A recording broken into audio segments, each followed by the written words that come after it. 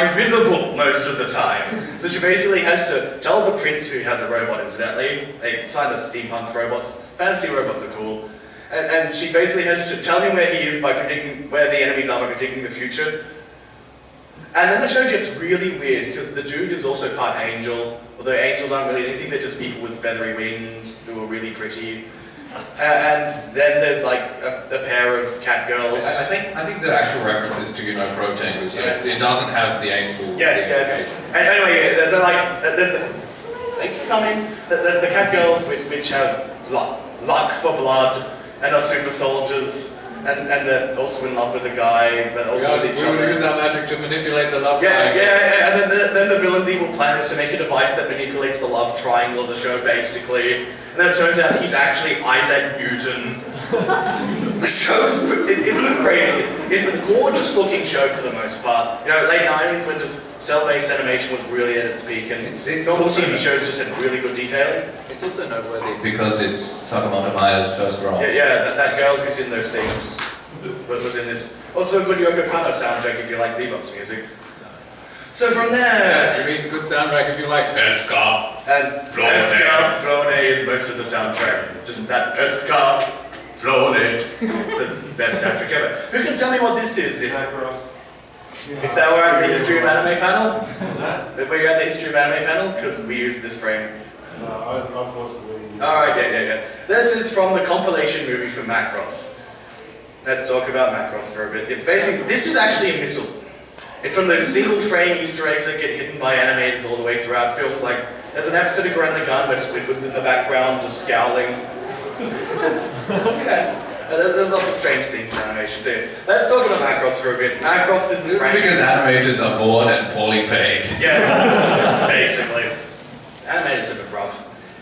Anyway, Macross is a show from 1980 to 83. It was the original Macross. It kind of has this weird reputation in the West because Robotech, as you're probably familiar with, was a license by Harmony Gold. They took Macross, combined it with two shows called Southern Cross and Lost Peter, made a 60-episode show which was vaguely connected with the three shows together, basically because they wanted to syndicate Macross but they didn't have the episodes for it. But the thing is, they tried to make it a much more serious militaristic show, whereas Macross is actually kind of a parody of the original Gundam. It's got the guy who falls into the military weapon, and there's a bit of angsting about things, but then there's a love triangle with a pop star and a military officer, and the villains don't know how to repair things, and they're not really villains, they're just kind of stupid. And there's just great thing moments right from the get-go, like, we've built this kilometer-long battleship from alien technology. Let's start up the anti-gravitational fields that we've developed from this technology. And they fire up, and the anti-gravity fields take off, ignoring the ship, just whoop, bursting out. So, well, crap, let's fire up the normal engines.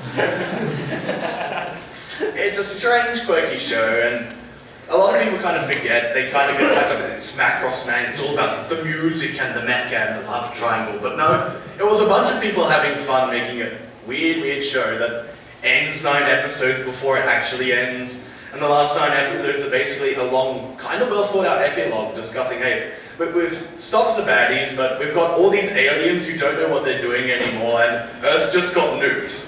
So let's actually discuss some of the relationship problems and rebuilding issues that would actually occur in such a situation. So it actually is a pretty clever ending. Have I got a thing? Yeah, here's a list of Macross productions in production order, I believe. Basically, if you want to order for this, you watch this if you want to watch a quirky show. You watch this if you want a really good compilation version of that show with really spectacular visuals and some good new music. If you want to watch an actually good production, you watch this. It's 4 episodes long, it's well written, it's from Bebop's director, and it has evil Hatsune Miku. If you want to watch rock and roll, it's also really not about the robots at all. Yeah, it's not about it's an AI story. It's more of a character drama with some AI, with some evil AI. And Macross Plus is a really good production. Macross 7, though, is a 50 episodes of a rock band flying through space, making laser beams made out of rock and roll that appeal to evil alien space vampires or elves. He also controls his fighter plane, which is a robot, with his guitar. And I love it. It's one of my favorite shows ever because it's just so shamelessly stupid. It's just rock band show in space with robots. Let's do it. Let's just make band rising to popularity. All the music incidentally was written by an actual band. There's like no generic background music or anything, it's just songs written by the band, which is pretty cool. Although you hear like the famous hit single of the band over and over and over again every episode. So unless you really like that song, it will get on your nerves. Then there's Macross Zero, which is a prequel to the original. It's a 4-episode direct-to-video production. Alright, 5, my bad. It's been a while. I hate Macross Zero. And I hate Macross Frontier even more because it's a 25-episode show. But most of the Macross productions beforehand actually have some sort of goal, like Macross is a quirky parody of Gundam. Macross 2, which isn't canon anymore because the original director wasn't involved and he hated it, is basically generic 80s direct-to-video production, you know, with the grim dark and the action and the gore. And Do You Remember Love? The goal is make a good compilation film. Macross Plus is get Bebop's director to start his career. Macross 7 is rock music. 0 is make a prequel, basically make Dances with the Wolves or Pocahontas, but with robots. Macross Frontier's goal was, it's been 25 years since the original show, guess we should make a show. It's kind of cool, but just kind of like embodies all the things that annoy me about a lot of shows today. There's just a lot of appealing to a niche that I'm not really part of anymore.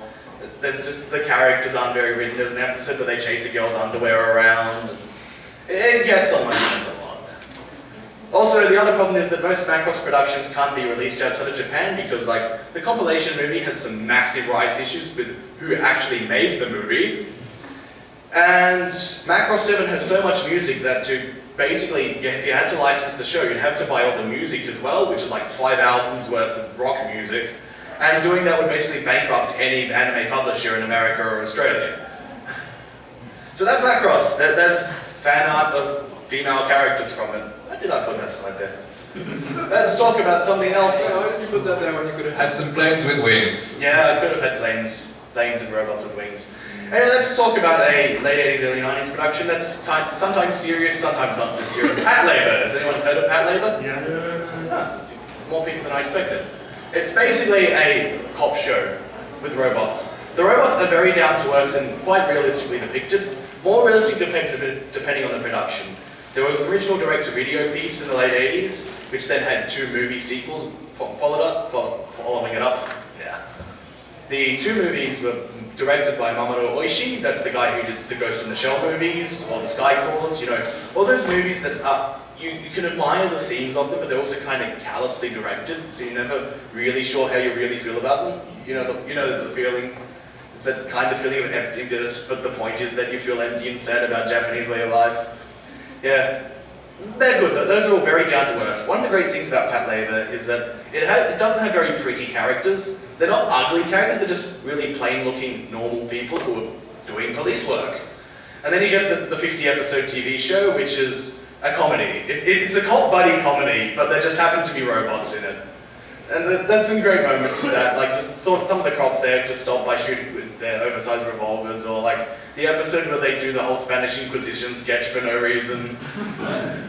It's a good show. Unfortunately, the TV show isn't available here. The 2 movies are. There's a 3rd movie, but it's basically an animated Godzilla movie. And nothing to do with Patlabor. We don't know why it's called Patlabor. But yeah, Patlabor movies 1 and 2 are a good and interesting watch and have some good ideas. Gunbuster! This one's just a personal favourite of mine. It's a 6-episode direct-to-video production from 87, 88. It was made by... You mean like 87 to 91 or 92? That doesn't matter, I'm just talking starting okay. Yes, 6-episode direct-to-video production, made by Gainax, you know, the Evangelion people. This was one of the first things that the director of Evangelion, Hideaki Anno, did. The show basically starts off as a parody of a tennis show from the 70s for girls. Where it's all, oh no, I don't know how to pilot the robots. I am so despondent about this at robot school. Oh, you're such a wonderful role model, elder-looking woman. Oh, I wish I could be good like her. Okay, I've learned how to kick people with lightning. I guess this is getting better. And then they have to go to deep space and they defeat some evil space monsters. And it's also writing.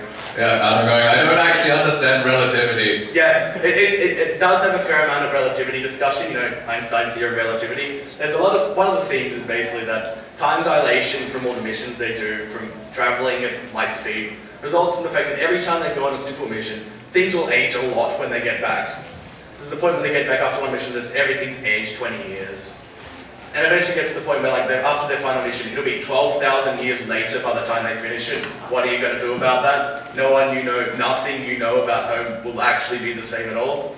So it has some good writing, and it has a really cool 200-meter tall robot that shoots homing lasers. Homing lasers.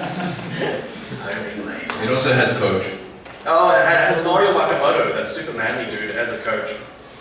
He's pretty cool. And incidentally, he's actually a Pat Labor reference. What else is written here? Can anyone tell me what this show is?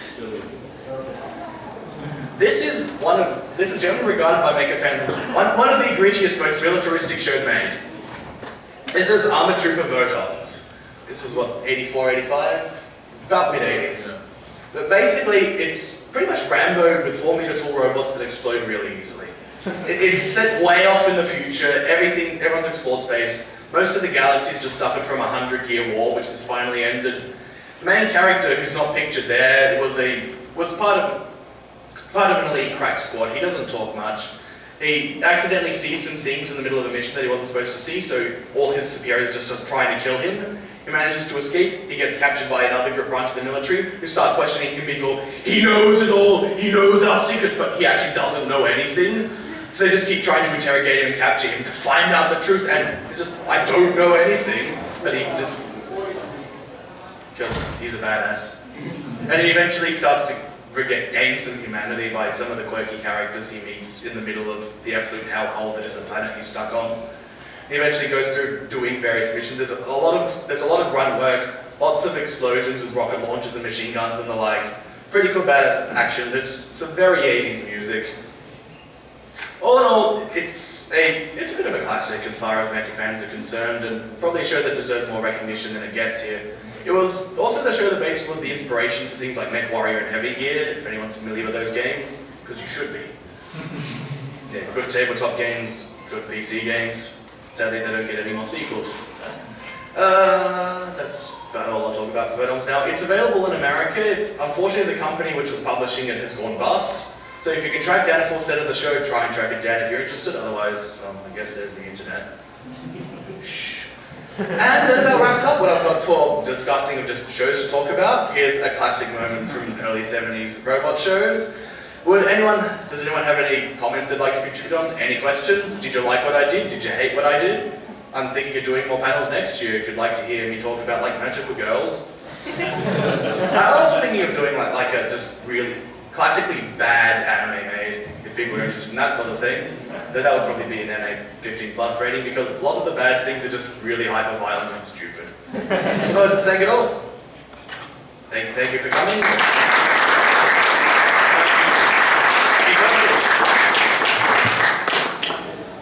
Any questions, anyone? Any other shows you want to talk about? Do you have a personal favorite? Do I have a personal favorite? Yeah. Too many to count.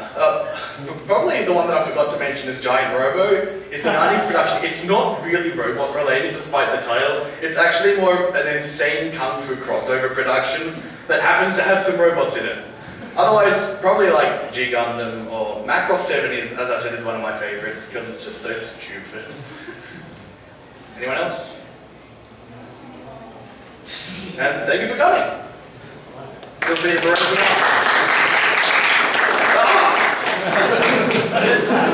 Play it.